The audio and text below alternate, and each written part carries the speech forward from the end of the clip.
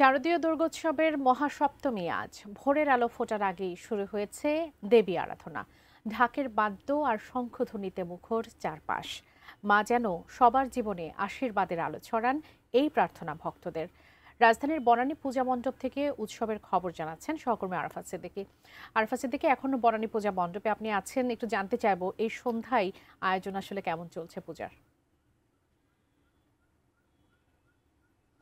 যেমনটি বলছিলেন, আমি রয়েছি রাজধানীর তেজগাঁ শিল্পাঞ্চল এলাকায়। এখানে যে বিজি প্রেস খেলার মাঠটি রয়েছে, সেই বিজি প্রেস খেলার মাঠে বাংলাদেশ মুদ্রণ এবং প্রকাশনা অধিদপ্তর গত কয়েক বছর ধরে তারা শারদীয় দুর্গা উৎসবের আয়োজন করে আসছে। এবং এই শারদীয় দুর্গা উৎসব যদিও করোনা মহামারীর সময় 2টা বছর এখানে পূজা আয়োজনটি বন্ধ ছিল, তবে ঢাকার যে কয়টি পূজা মণ্ডপে দুর্গা পূজার আরাধনা করা হয় তার মধ্যে এটি নতুন বলা চলে। এবং এটি আসলে অনেকটা সরকারি কর্মকর্তা কর্মচারীদের ব্যবস্থাপনায় এই পূজা মণ্ডপটি আয়োজন করা হয়ে থাকে। এখানে যে প্রতিমা দেখতে পাচ্ছেন, যেটি আসলে আবহমান বাংলার এই শারদ উৎসবের একটি প্রতিমা, যেটি দুর্গাকে যেভাবে আরাধনা করা হয় সনাতন ধর্মাবলম্বীদের নানা বিশ্বাস অনুযায়ী, তা থেকে অনেকটাই আলাদা হচ্ছে এই শারদ উৎসব। এটি একেবারেই বাঙালি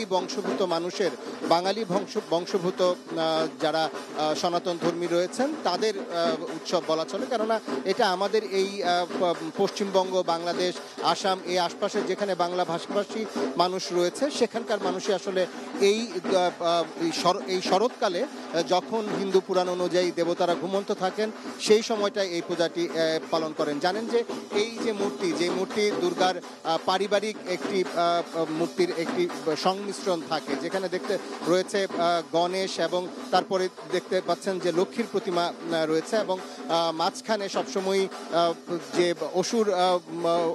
অসুর ধ্বংসী বা অসুরকে বধকারী দুর্গার প্রতিমা থাকে, এবং তার পাশে থাকে সরস্বতী এবং তার অপর পুত্র কার্তিকের যে প্রতিমা থাকে। এই নিয়েই কিন্তু আমরা সারা দেশের যে কয়টি দুর্গা উৎসবের প্রতিমা দেখতে পাই, মোটামুটি এই একই থিম। কেননা জানেন যে এই শরৎকালে যখন ধারণা করা হয় বা এই হিন্দু পুরাণ অনুযায়ী যে এই শরৎকালে দেবীর রাম এবং রাবণের যে যুদ্ধ, সেই যুদ্ধের জয়লাভ করার জন্যই, সেই যুদ্ধে অনেকটা ঈশ্বরদের বা বর পেয়ে যে রাবণ হয়ে উঠেছিলেন মহিষাসুর, তার যে সেই অত্যাচারী রূপটিকে বধ করার প্রতীক হিসেবে দেবী দুর্গার আগমন ঘটে। এমনটাই হিন্দু সনাতন ধর্মাবলম্বীরা তাদের বিশ্বাসে সেই আরাধনা থেকেই এই পূজার আয়োজনটি করে আসছে। এবং আমরা ঢাকায় যে কয়টি পূজা মণ্ডপ ঘুরে এসেছি, আজকে যেহেতু জানেন যে সপ্তাহের কর্মদিবস চলছে, ভিড় একটু কম বলতে হবে, কিন্তু অন্যান্য মণ্ডপেও দেখেছি আমরা মোটামুটি মানুষ যাচ্ছেন, প্রতিমাগুলো দেখছেন। শুধু যে সনাতন ধর্মাবলম্বী তা কিন্তু নয়, বিভিন্ন শ্রেণী পেশার বিভিন্ন ধর্মের মানুষ যাচ্ছেন এই প্রতিমাগুলোকে দেখতে। এবং জানেন যে রাজধানী ঢাকায় বিনোদনের জায়গার যেখানে একটি বড় অভাব, সেখানে প্রায় 2 কোটি মানুষের এই আবাস স্থলে আসলে এই যে পূজা মণ্ডপগুলো এই সময়টায় কয়েকদিনের জন্য একটি মানুষের ঘুরতে যাওয়ার একটি জায়গা হয়ে ওঠে। তেমনই হয়তো বিভিন্ন মণ্ডপগুলো হয়ে উঠছে।